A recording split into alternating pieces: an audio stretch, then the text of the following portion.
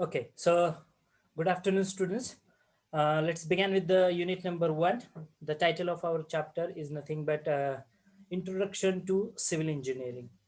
That is, what is civil engineering? What does it includes? Let's begin with this chapter number one.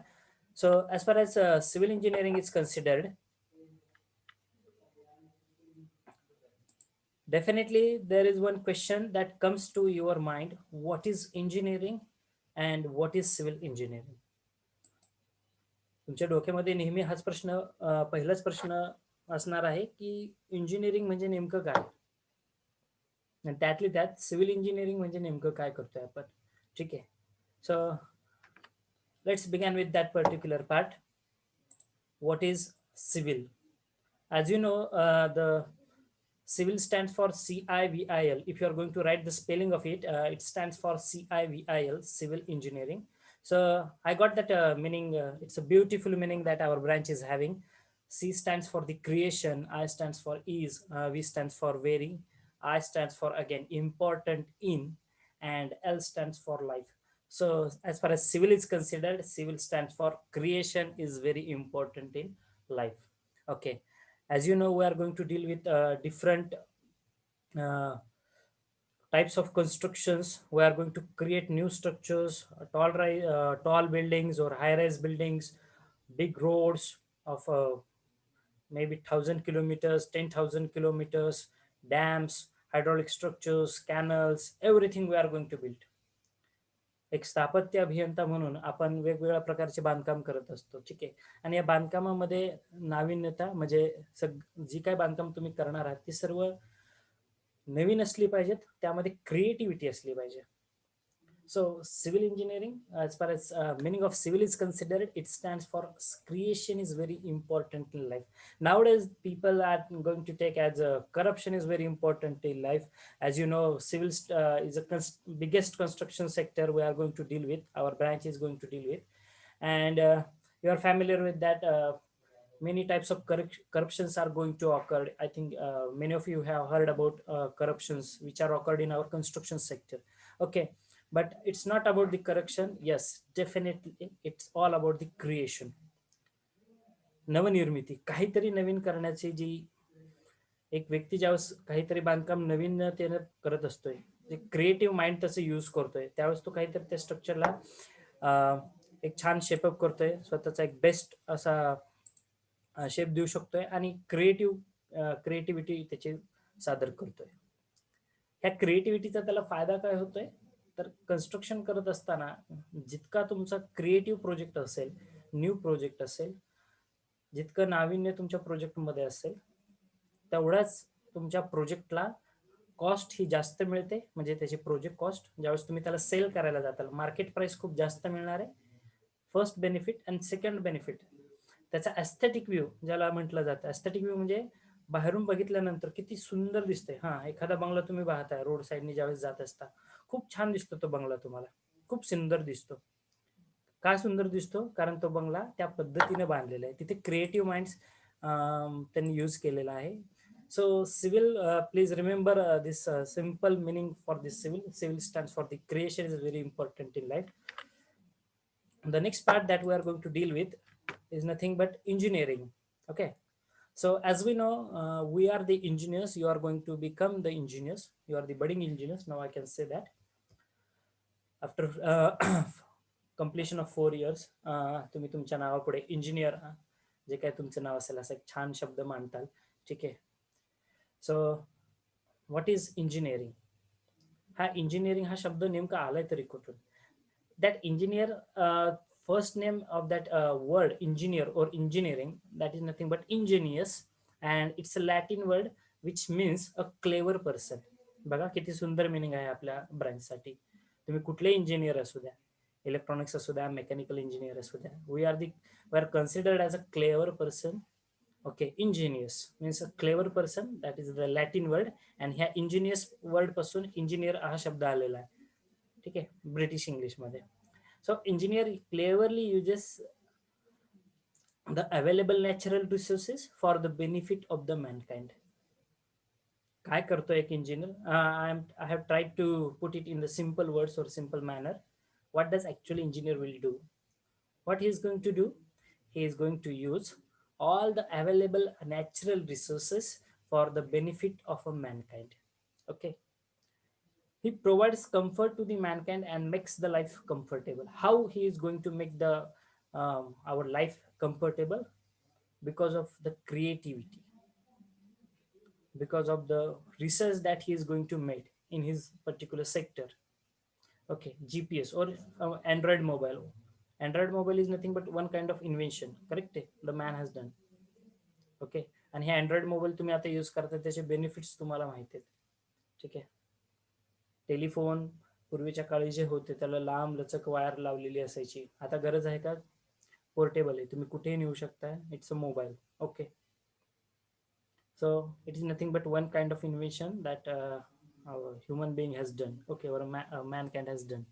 Then applications of scientific and mathematical knowledge and rational thinking to improve the living standards.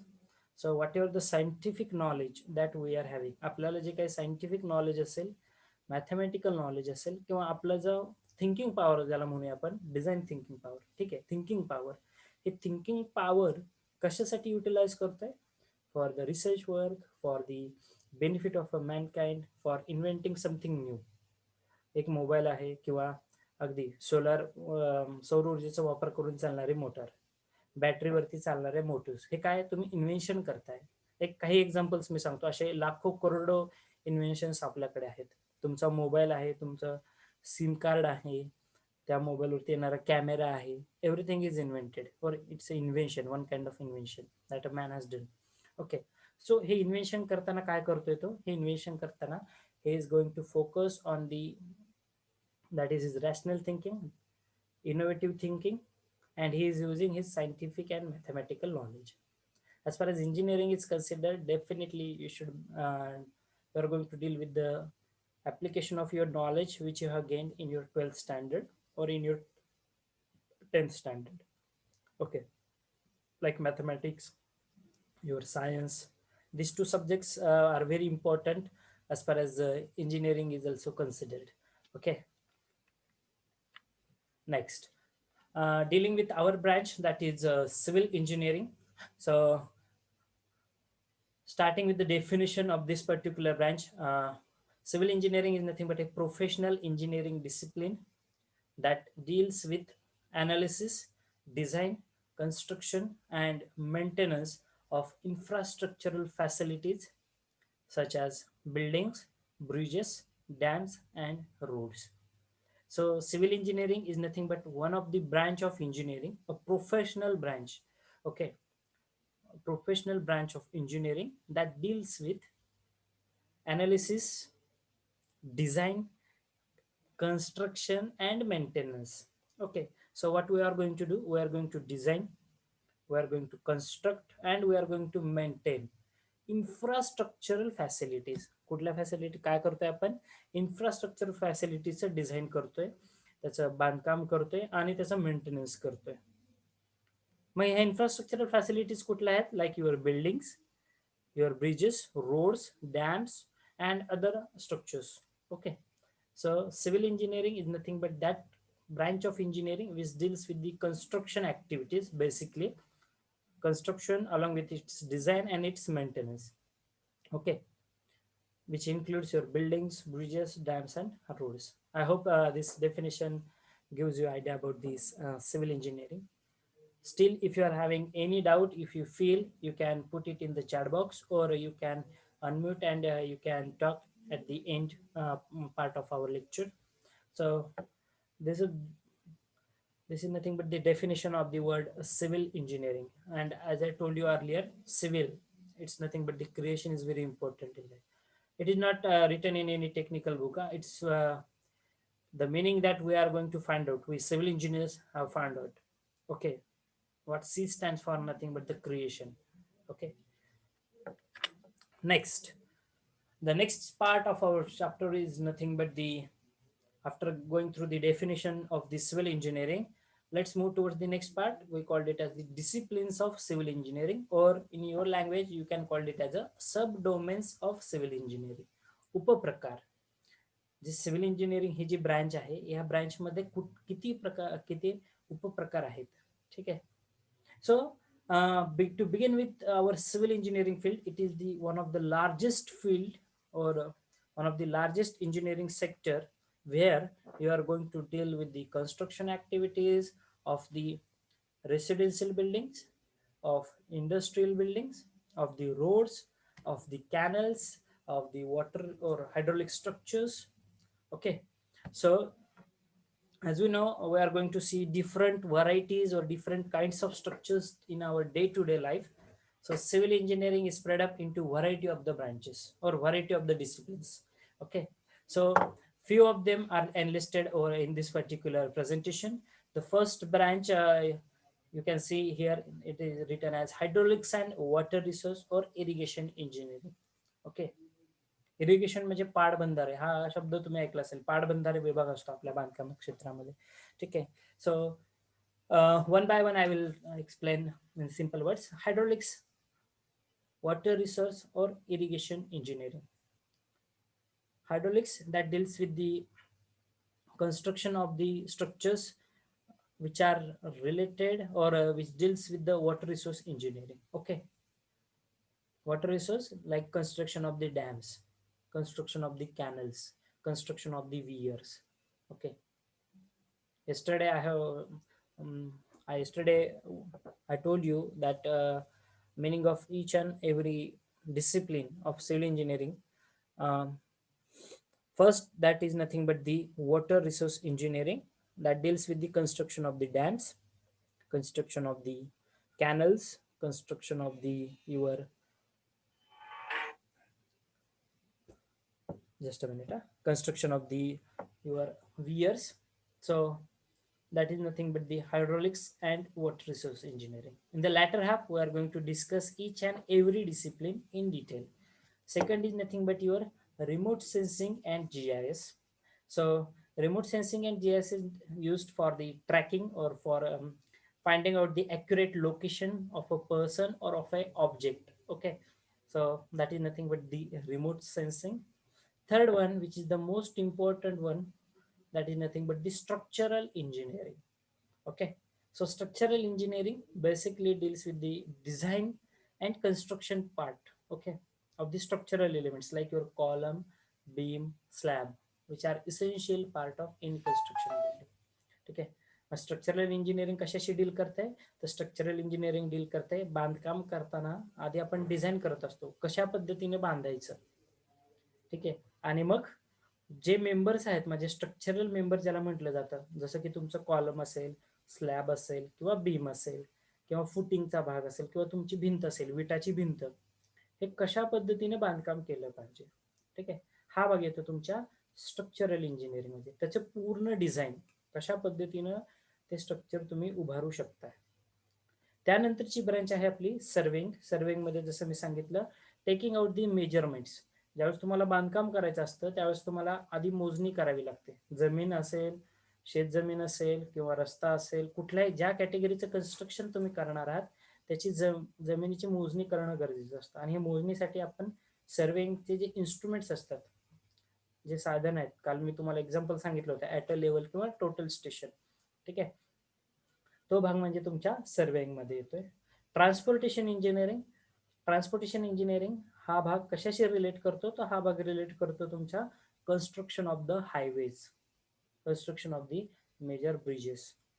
जे काही highways किंवा रोडचं जे construction चालतं, त्यानंतर रोडचं जे design असतं, signal कुठे असला पाहिजे किंवा ट्रॅफिक किती आहे, मग किती ट्रॅफिक, जर ट्रॅफिक लोड जर तुमचा 40 टनापेक्षा जास्त आहे किंवा एखादा गावातला रस्ता कसा असला पाहिजे, शहरातला रस्ता कसा असला पाहिजे, मुख्य रस्ता कसा असला पाहिजे. ठीक आहे.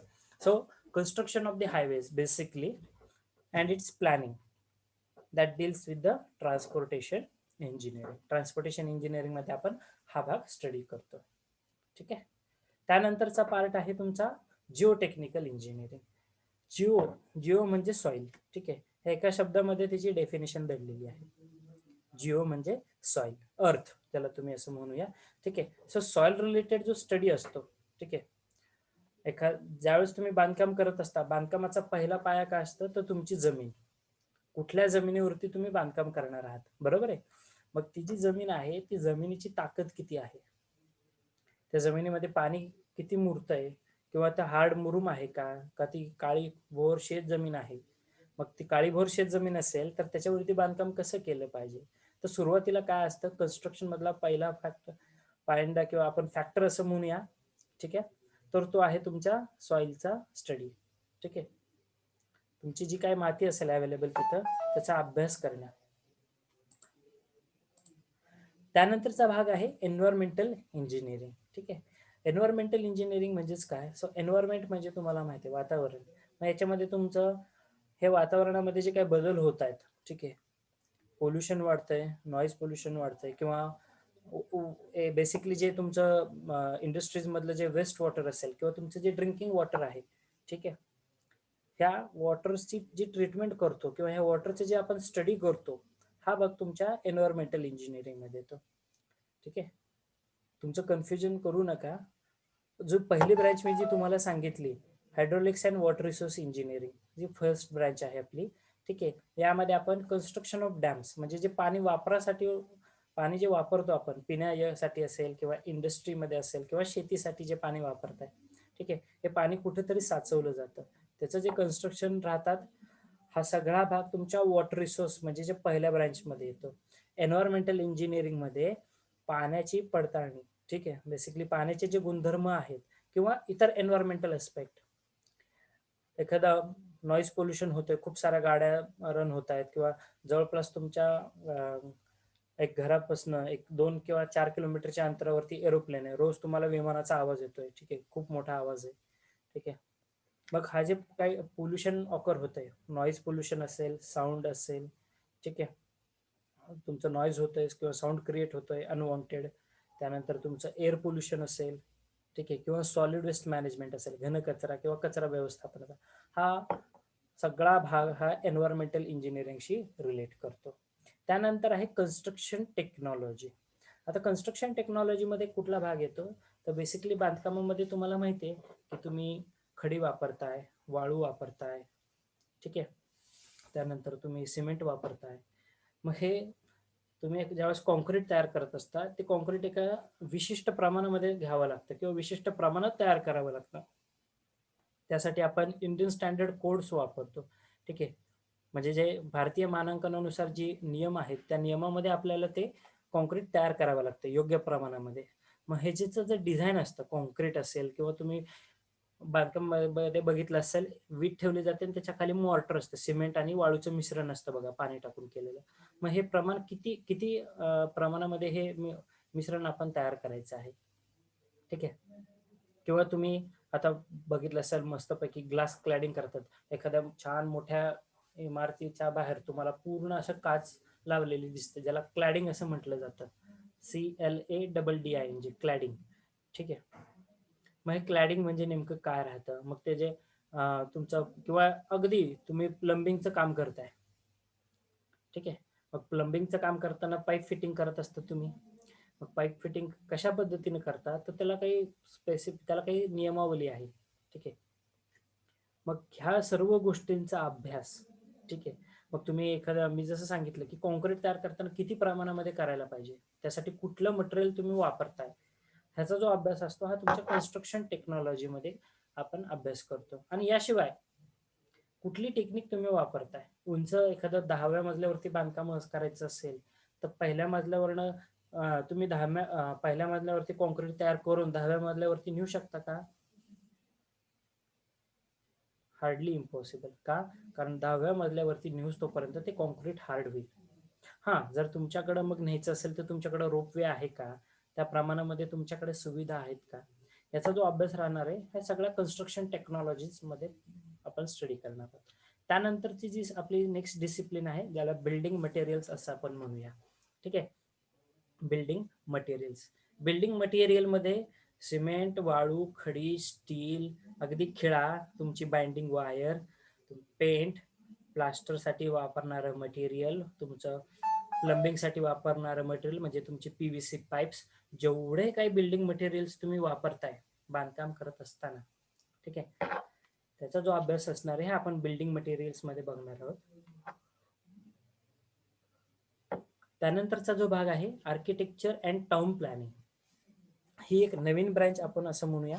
आर्किटेक्चर ही जुनी ब्रँच आहे, पण टाउन प्लॅनिंग म्हणजेच काय, एखाद्या शहराचा विकास तुम्ही कसा करत असता, मग त्यासाठी प्रॉपरली तो सिटी प्लॅन केलेला असतो.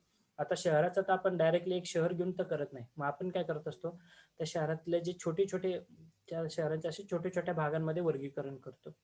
ठीक आहे.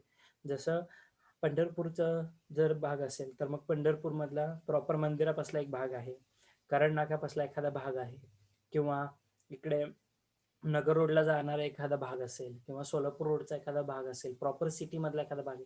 आपण काय करतोय, आपलं पंढरपूर शहर वेगवेगळ्या भागांमध्ये डिवाइड करतोय. ठीक आहे. मग डिवाइड करून ते सिटी भविष्यामध्ये जर तिथे तुम्हाला प्लॅन एखादं नवीन जर कन्स्ट्रक्शन करायचं असेल तर तुम्ही कशा पद्धतीने प्लॅनिंग करणार आहात. ठीक आहे. हा सगळा भाग असणार आहे तो आपल्या डिसिप्लिन्स ऑफ सिव्हिल इंजिनिअरिंग, त्यामध्ये आर्किटेक्चर अँड टाउन प्लॅनिंग या विभागात आपण अभ्यासणार आहोत. ठीक आहे. ह्या झाल्यात की आपल्या डिसिप्लिन्स ऑफ सिव्हिल इंजिनिअरिंग, म्हणजे सिव्हिल इंजिनिअरिंग मधले उपप्रकार. यामध्ये तुम्हाला काही शंका असल्यास तुम्ही चॅटबॉक्स मध्ये टाकू शकताय. अदरवाईज आपण मग ह्या ज्या आपल्या डिसिप्लिन्स आहेत, ह्या एक एक ब्रँच आपण इन डिटेल याचा आता आपण अभ्यास करणार आहोत. ठीक आहे. आता सुरुवातीला मी तुम्हाला थोडक्यात माहिती सांगितलेली आहे. ठीक आहे. यामध्ये जर काही डाऊट असेल तर तुम्ही चॅटबॉक्स मध्ये टाकू शकताय.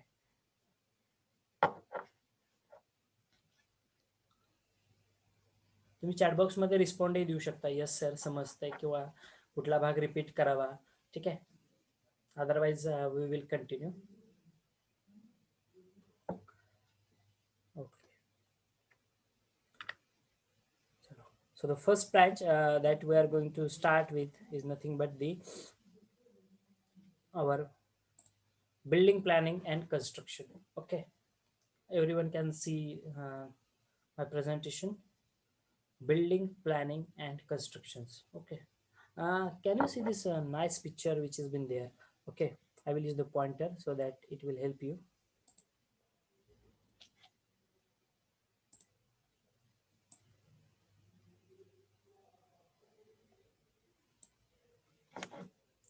Okay, so building planning and construction. Can you see this nice plan? Okay, can you see this plan? Yes. काय केलेलं आहे, 3 ते 4 इंजिनियर्स आहेत आणि यांनी एक प्लॅन तयार केलेला आहे. ठीक आहे. तुम्ही एखाद्या कन्स्ट्रक्शन ऑफिसमध्ये गेलात तर तुम्हाला असे प्लॅन्स बघायला भेटतात वेगवेगळे छानपैकी. A4 साईजपासून अगदी A0 साईजपर्यंत तुम्ही प्लॅन काढू शकताय. ठीक आहे. A4 ही पेपरची साईज झाली बरं का. A4 म्हणजे आपला रेग्युलर पेपर. तुमच्या एखादं नोटबुक जे असेल त्याची जनरल साईज ही A4 असते. जे मोठे मोठे जे प्लॅन काढले जातात आपल्या कन्स्ट्रक्शन सेक्टरमधले, हे A2, A1 आणि A0 या 3 शीटमध्ये आपण काढत असतो. ठीक आहे.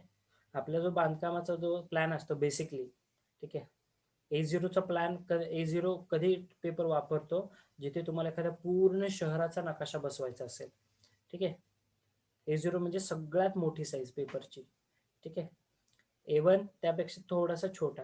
A2 बेसिकली आपले जे परमिशन ड्रॉइंग असतात, म्हणजे इथे मी छानपैकी प्लॅन काढलेला आहे. हा प्लॅन काय करावा लागतो, तर जे आपलं गव्हर्नमेंटचं टाउन प्लॅनिंग डिपार्टमेंट असतं तिथून त्याची मान्यता घ्यावी लागते आपल्याला. ठीक आहे. म्हणजे तुम्ही हा जो काही प्लॅन काढलेला आहे, जे घराचं चित्र काढलेलं आहे, ठीक आहे, त्याला मंजुरीत मिळवावं लागते. तो प्लॅन बरोबर आहे का तुम्ही चुकीचं चित्र काढलेलं आहे. ठीक आहे. त्याला तुम्हाला मंजुरी मिळवावी लागते. मग ही जी मंजुरी मिळवण्याचा जो प्रकार असतो, ठीक आहे, तो तुमच्या A2 साईजच्या सीट वरती तुम्ही काढू शकताय. A2 साईज वरती. ओके. मग हा झाला तुमचा प्लॅन, एक सिंपल प्लॅन. मग पहिली जी ब्रँच आहे आपली बिल्डिंग प्लॅनिंग अँड कन्स्ट्रक्शन, यामध्ये आपण काय बघणार आहोत. So civil engineers are concern with many type of structures of which buildings are the of prime importance. Okay. Buildings are the of prime importance. Next sentence, which is very important for you. Buildings are planned according to the fundamental principles of planning and bylaws of the municipal bodies. Please read the sentence once again. Buildings are planned according to the fundamental principles of planning and bylaws of local municipal bodies. याचा अर्थ काय होतो या शब्दाचा? आपण जे काय बिल्डिंगचं planning करतोय, म्हणजे छानपैकी एक प्लॅन तयार करताय तुम्ही, एखाद्या घराचा प्लॅन तयार केलाय तुम्ही, एक रूम हॉल दाखवला आहे, एक किचन आहे, एक बेडरूम आहे, पुढे गार्डन आहे किंवा वरती टेरेसवरती गार्डन आहे, असं काही तुम्ही छान प्लॅन काढणार आहात ना. ठीक आहे. हा प्लॅन कसा करायचा असतो किंवा हे प्लॅन काढण्याच्या आधी काय करावं लागतं तुम्हाला? We have to go through the fundamental principles of planning. ज्यावेळेस तुम्ही एखाद्या बिल्डिंगचा नकाशा तयार करत असता, तर तो नकाशा तयार करण्यासाठी आपल्याकडे लोकल बॉडीजद्वारे एक नियमावली आहे, बांधकामाची नियमावली त्याला असं म्हटलं जातं. ठीक आहे. म्हणजे बांधकाम जर तुम्हाला करायचं असेल किंवा एखादा प्लॅन तुम्ही तयार करत असाल, तर तो प्लॅन नियमात आहे का? ठीक आहे. मग जे काही नियम तुमच्या लोकल बॉडीजने, म्हणजे जिल्हा परिषद असेल किंवा PWD डिपार्टमेंट असेल, नगरपालिका असेल, नगरपालिके जो त्यांची नियमावली आहे, ते नियमावली पाळून तुम्ही तुमचा प्लॅन ड्रॉ करताय का? ठीक आहे. Buildings are plan according to the bylaws of the local municipal bodies. ठीक आहे. मग यातले नेमके बायलॉज म्हणजे कुठले कुठले नियम आहेत बांधकामासाठी, आपण पुढच्या लेक्चरमध्ये स्टडी करणार आहोत की बांधकामासाठी कुठले कुठले नियम आहेत. ठीक आहे. काही नियम सांगेल, खूप सारे आहेत, त्यातले काही महत्त्वाचे नियम मी जरूर तुम्हाला सांगेल. ठीक आहे. Building planning requires basic knowledge of principles of architecture. Buildings may be residential or public, it may be your school, hospital, anything it may be, and they are designed according to the need of specific occupants or the purposes. ठीक आहे. मग या बिल्डिंगचं construction कसं केलं जातं? These are design according to the need of specified occupants or the purposes. ठीक आहे. म्हणजे जशी तुमची गरज असेल किंवा जसं कामाचं स्वरूप आहे, त्यानुसार तुम्ही ते स्ट्रक्चर बांधत असता. जर तुमच्याकडे मोकळा प्लॉट आहे, तुमचा स्वतःचा आहे, 3 गुंठ्याचा माझा प्लॉट आहे, मग या 3 गुंठ्यामध्ये तुम्ही ठरवलं मला मोठा बंगला बांधायचा आहे, तुम्ही बांधू शकताय. ठीक आहे. तुमच्या घरामध्ये 10 मेंबर्स आहेत, 10 मेंबरसाठी मला बंगला लागणार आहे सर, किंवा मला एखादी पब्लिक बिल्डिंग बांधायची आहे, तर पब्लिक बिल्डिंग कशासाठी बांधतोय? शाळा असेल, ठीक आहे, किंवा कॉलेज असेल, हॉस्पिटल असेल, तर हे we have to consider the need of the specific occupants. नेमकी आपली गरज काय आणि बांधण्याचा हेतू. ठीक आहे. आणि याचा लाभ कुणाला होणार आहे? ज्यावेळेस मी एखादं हॉस्पिटल बांधलंय, बेसिकली जे पेशंट्स आहेत हे पेशंटसाठी आपण हॉस्पिटल बांधतोय. ठीक आहे. सिनेमा थिएटर आहे, रिक्रिएशन पर्पज आहे. जे सिनेमा हॉल्स किंवा थिएटर बांधले जातात रिक्रिएशन म्हणजे मनोरंजन, मनोरंजनाच्या दृष्टीने त्यांचं बांधकाम केलेलं असतं. ठीक आहे. मग प्रत्येक वेळी बांधकाम करत असताना महत्त्वाच्या गोष्टी काय असणार आहेत? बांधकामाची गरज, ठीक आहे, आणि त्याचा हेतू. ठीक आहे. तुम्ही कशासाठी बांधकाम करताय, ठीक आहे, आणि किती लोकांसाठी बांधताय, त्याची गरज काय, ह्या सर्व गोष्टी तुमच्या बिल्डिंग प्लॅनिंगमध्ये कन्सिडर केल्या जातात. ठीक आहे. यामध्ये काही शंका कोणाला?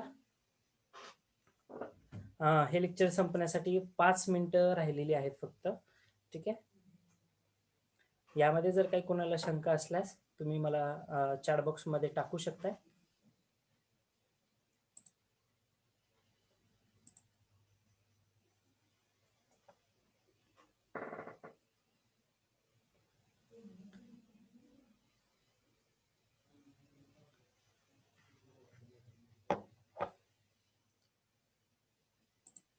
काही शंका असल्यास तुम्ही चॅट बॉक्समध्ये टाका, तोपर्यंत तुमची अटेंडन्स मी काउंट करतो.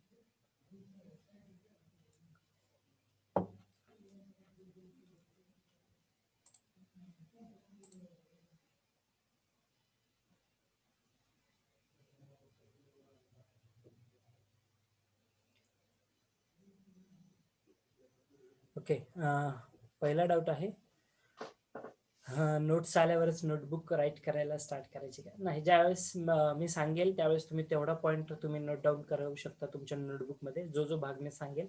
आणि स्टडी मटेरियलची लिंक तयार केलेली आहे, ठीक आहे. त्या लिंकमध्ये तुम्हाला चॅप्टर नोट्स, MCQs, असाइनमेंट्स, जे PPTs, एव्हरीथिंग, सर्व स्टडी मटेरियल तुम्हाला त्या लिंकमध्ये मिळेल. तुमचे वर्ग शिक्षक ते तुमच्यासोबत शेअर करतील, ठीक आहे. आणि लिंकवरती क्लिक केल्यावरती तुम्हाला नोट्स म्हणा किंवा PPTs म्हणा किंवा MCQs म्हणा, ते ॲक्सेस भेटेल त्याचा, ते तुम्ही स्टडी करू शकता, ठीक आहे. आपल्या सब्जेक्टसाठी नोटबुक तुम्ही केलेली असेल, ज्या ज्या वेळेस मी सांगेल की कुठला कुठला पॉईंट तुम्ही राईट डाऊन करायचा आहे, तो पॉईंट तुम्ही तुमच्या नोटबुकमध्ये कॉपी करू शकता, ठीक आहे.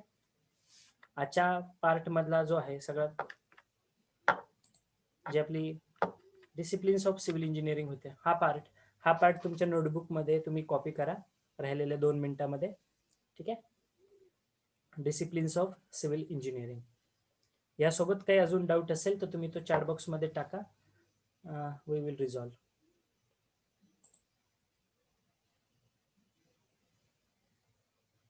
Yes, everything is ready. Timetable is ready and I think it is shared with everyone. I think there is Telegram. On the Telegram there is a group for your D division, and I think everybody has joined. If somebody is still it is remained, please join that Telegram group. Okay, FY BTech D division.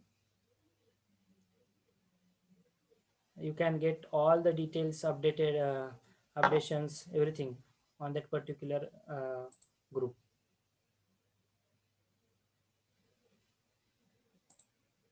Yes, timetable is shared with on that group. Okay.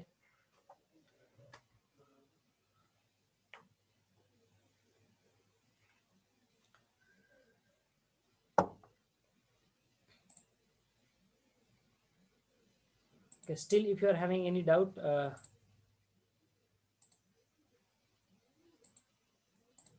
you can ask me, you can unmute and you can talk. Last 1 minute is left to conclude this session. So still if you are having No, any sir. doubt, you can talk.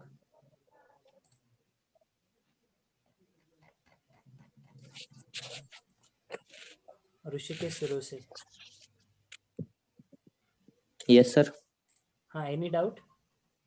No, sir. Okay.